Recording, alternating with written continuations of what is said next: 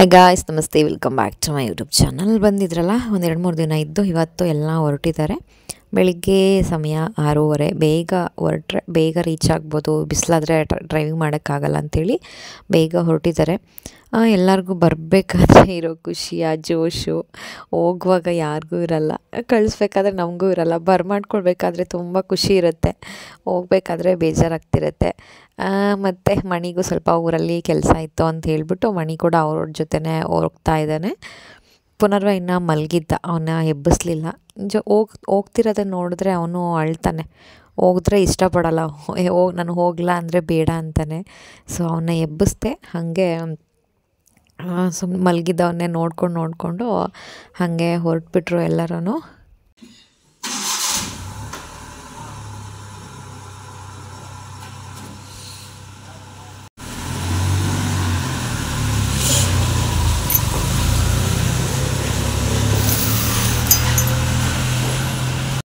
ಆಮೇಲೆ ಒಂದು 8 ಗಂಟೆ ಹಾಗೆ ಪುನರ್ವ ಎದ್ದೇಳ್ದ. ನಾನು ಮತ್ತೆ ಮಲ್ಗಕ್ಕೆ ಹೋಗಲಿಲ್ಲ, ಎಲ್ಲ ಕೆಲಸ ಎಲ್ಲ ಮುಗಿಸ್ಬಿಡೋಣ, ಸುಮ್ಮನೆ ನಾನು ಮತ್ತೆ ಹೋಗಿ ಮಲ್ಕೊಂಬಿಟ್ರೆ ಏನು ಕೆಲಸ ಮಾಡೋಕ್ಕೆ ಮುಗ್ಸೋಕ್ಕಾಗಲ್ಲ ಅಂತಂದ್ಬಿಟ್ಟು ನಾನು ಎಲ್ಲ ಕೆಲಸ ಮಾಡ್ತಾ ಇದ್ದೆ. ಅರ್ಧ ಕಂಪ್ಲೀಟ್ ಆಗಿಬಿಟ್ಟಿತ್ತು. ಅಷ್ಟರಲ್ಲಿ ಪುನರ್ವ 8 ಗಂಟೆಗೆ ಎದ್ದ. ನಾನು ಎದ್ಬಿಟ್ಟು ಏನಾದರೂ ಕೇಳ್ತಾನೇನೋ ಅಂತಂದರೆ ಅವ್ನು ಯಾರನ್ನೂ ಕೇಳಲಿಲ್ಲ. ಎದ್ದ, ಹೋದ, ಚಾಟ್ ತೊಗೊಂಡು ಹಾಕು ಅಂತ ಕೊಟ್ಟ, ಹಾಕಿದೆ. ಅವನು ಯಾರನ್ನೂ ಕೇಳಲ್ಲ ಅವನು. ಮತ್ತೆ ಮಲಗಿದ್ದು ಮೇಲೆ ಎಲ್ಲದೂ ಮರ್ತುಬಿಡ್ತಾನೆ ಅವನು. ಎಲ್ಲರೂ ಮನೇಲಿ ಇರೋ ತನಕ ಮಾತ್ರ ಯಾರನ್ನೂ ಎಲ್ಲಿಗೆ ಹೋಗೋಕ್ಕೂ ಬಿಡಲ್ಲ. ಆಚೆ ಹೋದ್ರು ಯಾಕೆ ಹೋಗ್ತಿದ್ದಾರೆ, ಅವ್ರು ಹೋಗ್ತಿದ್ದಾರೆ, ಎಲ್ಲಿ ಹೋಗ್ತಿದ್ದಾರೆ, ನಾನು ಬರ್ತೀನಿ, ಹಿಂಗೆ ಮಾಡ್ತಾನೆ. ಯಾರನ್ನೂ ಎಲ್ಲಿ ಹೋಗೋಕ್ಕೂ ಬಿಡಲ್ಲ, ಹೊಟ್ಟೋಗ್ಬಿಡ್ತಾರೆ ಅಂತ ಅಂದ್ಕೊಂಡು. ಬಟ್ ಹೋದ್ಮೇಲೆ ಅದನ್ನು ಹಾಗೆ ಸುಮ್ಮನೆ ಆಗಿಬಿಡ್ತಾನೆ. ಇವಾಗ ಮಲಗಿದ್ದೆದ್ದ, ಅವ್ರು ಇದ್ದಾರಾ ಇಲ್ವಾ ಅದನ್ನು ಕೇಳಲ್ಲ. ಒಂದು ರೀತಿ ಯೋಚನೆ ಮಾಡೋಕ್ಕೆ ಹೋದರೆ ಇದು ಒಳ್ಳೆಯದು ಅಂತಲೇ ನನಗೆ ಅನಿಸುತ್ತೆ. ಆಮೇಲೆ ನೆನೆಸ್ಕೊಂಡು ಹತ್ರ ಏನು ಮಾಡೋದು, ಈಗ ಹಠ ಮಾಡಿದ್ರೆ ನನಗೆ ಅವ್ರು ಬೇಕು ಇವ್ರು ಬೇಕು ಇದ್ರೆಲ್ಲ ಎಲ್ಲೋದ್ರು ಅಂತ ಹಠ ಮಾಡ್ಕೊಂಡು ಕೂತ್ಕೊಂಡ್ರೆ ನನಗೆ ಕಷ್ಟನೇ ಆಗ್ಬಿಡೋದು. ಒಂದು ರೀತಿ ಇವ್ನು ಈ ಥರ ಕೇಳದೇ ಇರೋದೇ ಒಳ್ಳೆಯದು ಅಂತ ನನಗೊಂದು ಕಡೆ ಅನಿಸ್ಬಿಡುತ್ತೆ ಒಂದೊಂದ್ಸಲ. ಅದೆಲ್ಲ ಮೇಲಿದೆ, ಆಮೇಲೆ ಎತ್ಕೊಡ್ತೀನಿ, ನೆಲ ಎಲ್ಲ ಒರೆಸಿ ಆಮೇಲೆ ಎತ್ಕೊಡ್ತೀನಿ, ಓಕೆನಾ? ತಲೆ ಹೊಡಿಯತ್ತೆ, ಅದು ಬೇಕಾ? ನೆಲ ಒರೆಸ್ಬಿಡ್ತೀನಿ, ನೆಲ ಒರೆಸ್ಬಿಟ್ಟು ಹಾಕ್ಕೊಡ್ತೀನಿ, ಕೂತ್ಕೊಳ್ಳವೆ. ಡೈಪರ್ ತೆಗಿಯೋಣ ಬಾ. ತಲೆ ಹೊಡಿಯುತ್ತೆ, ಅಲ್ಲಿ ಡೋರ್ ಇದೆ ಹಿಂದ್ಗಡೆ.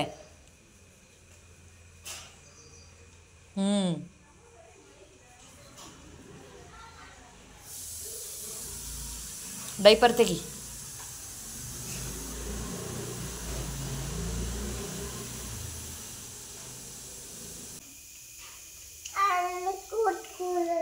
ಎಲ್ಲಿ ಕೂತ್ಕೊಳ್ಳೋಣ?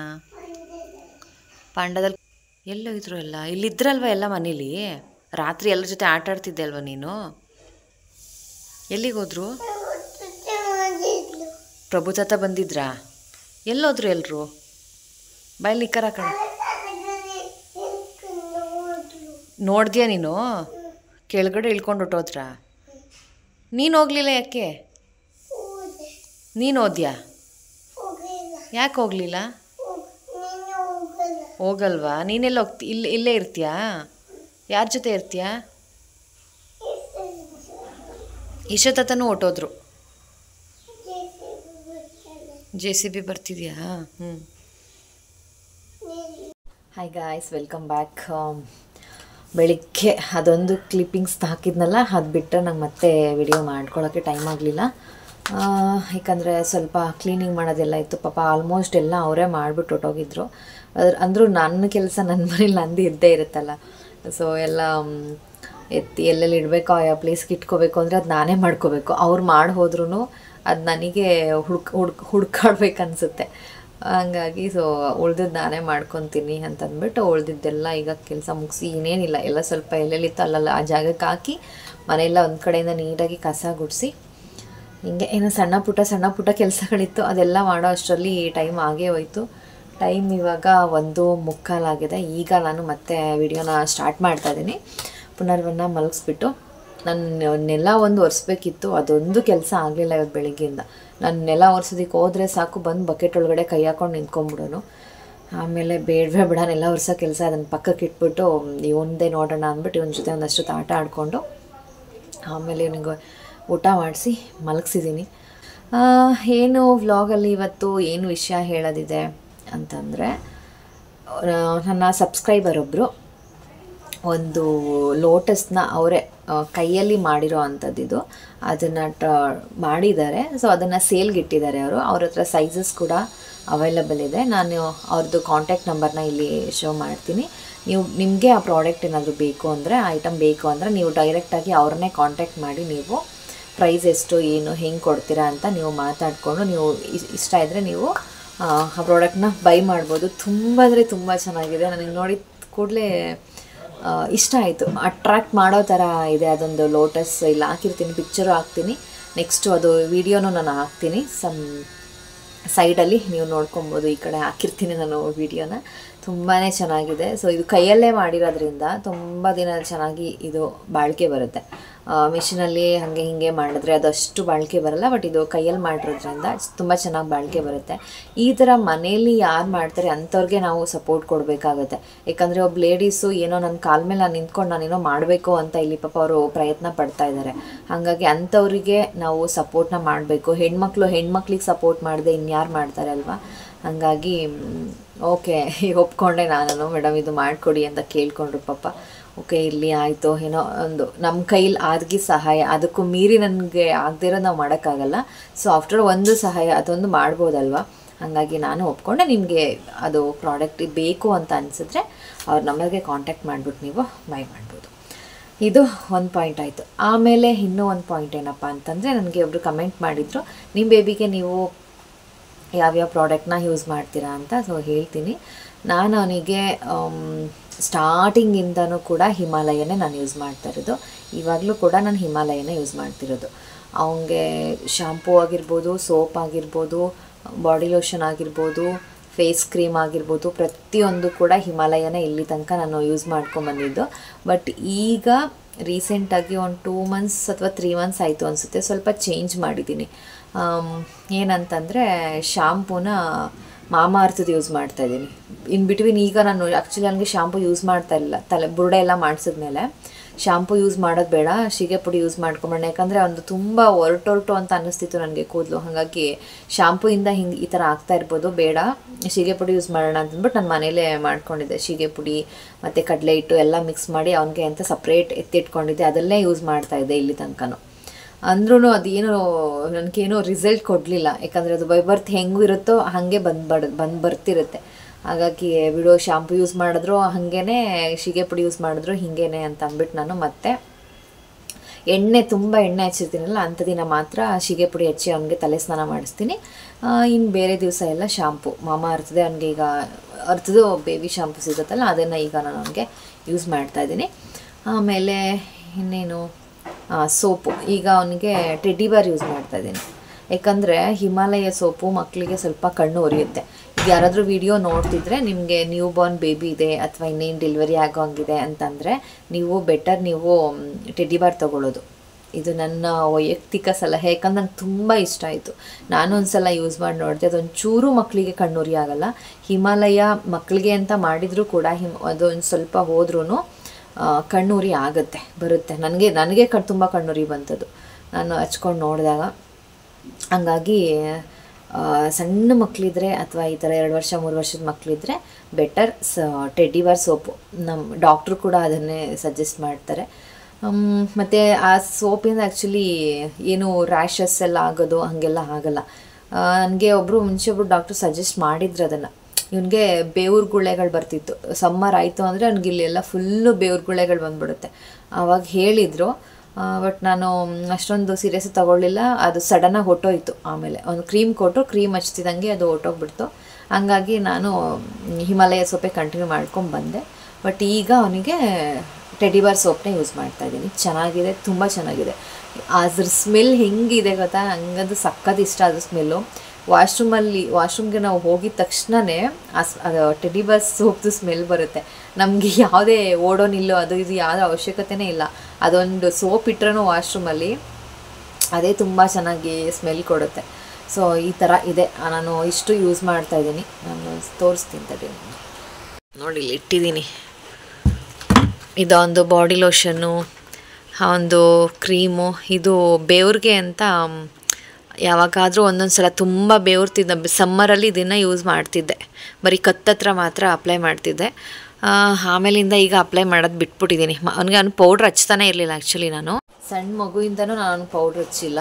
ಬಟ್ ಸಮ್ಮರಲ್ಲಿ ಬೆವ್ರು ಬಂದಾಗಷ್ಟೇ ನಾನು ಇಲ್ಲಿಗೆ ಪೌಡ್ರ್ ಹಚ್ತಿದ್ದೆ. ಬಟ್ ಆ್ಯಕ್ಚುಲಿ ಪೌಡ್ರ್ ಹಚ್ಚೋದಕ್ಕಿಂತ ರ್ಯಾಷಸ್ ಕ್ರೀಮ್ ಬರುತ್ತಲ್ಲ ಅದು ಬೆಟರ್. ಪೌಡ್ರ್ ಹಚ್ಚಿದಾಗ ಏನಾಗುತ್ತೆ ಗೊತ್ತಾ, ನಮ್ಮ ಥರ ಇಲ್ಲಿ ಕ್ಲಿಯರ್ ಆಗಿದೆಯಲ್ಲ ಹಂಗಿರಲ್ಲ ಮಕ್ಕಳಿಗೆ.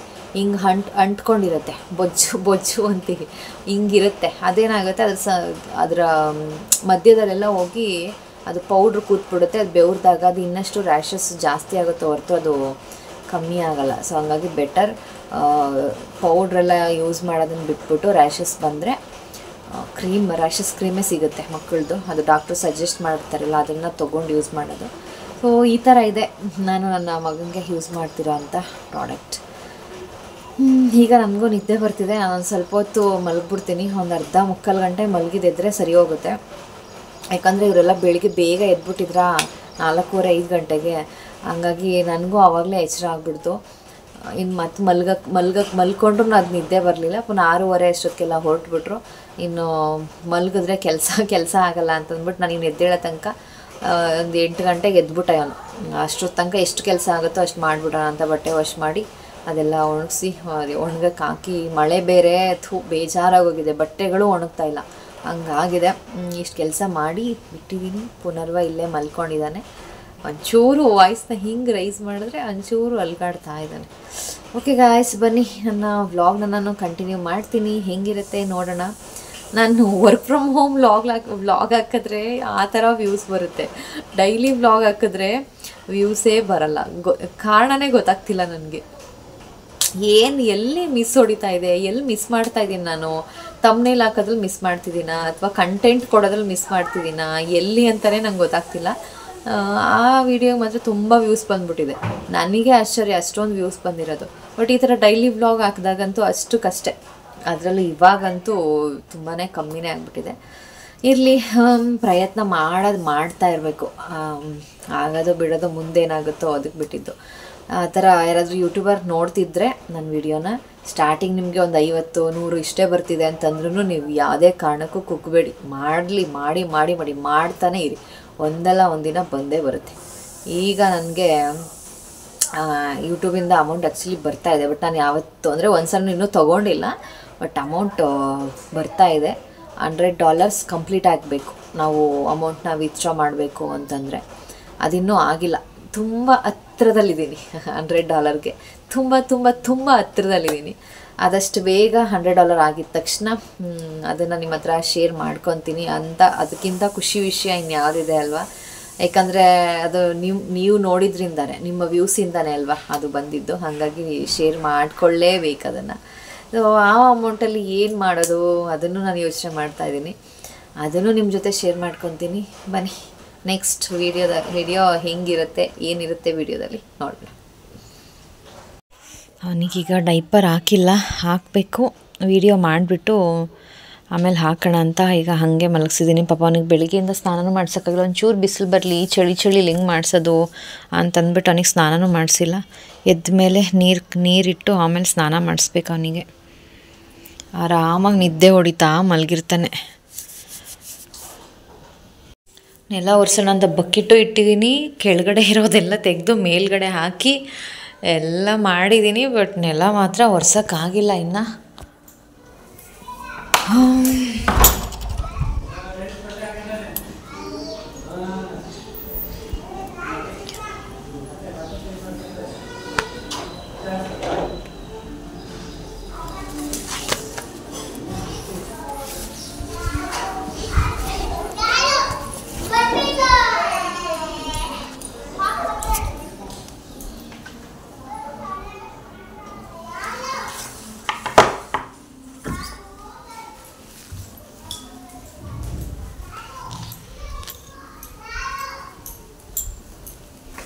ಎಲ್ಲ ಕಡೆ ಚಳಿ ಹಿಂಗೆ ಹಾಕ್ಬಿಟ್ಟಿದ್ದೀನಿ. ಕೆಳಗಡೆ ಎಲ್ಲ ಕಾಲಿಟ್ಟರೆ ತುಂಬ ಚಳಿ, ಕುಳು ಅನ್ನುತ್ತೆ. ಇವನು ಒಂದೊಂದು ಸಲ ಅವನೇ ಬಂದು ಸಾಕ್ಸ್ ಎಲ್ಲ ತೊಗೊಬಂದು ಹಾಕ್ಸ್ಕೊತಾನೆ. ಇನ್ನೊಂದು ಸ್ವಲ್ಪ ಹೊತ್ತು ಬೇಡ ಅಂತಂದ್ಬಿಟ್ಟು ಕಿತ್ತು ಬಿಸಾಕ್ತಾನೆ.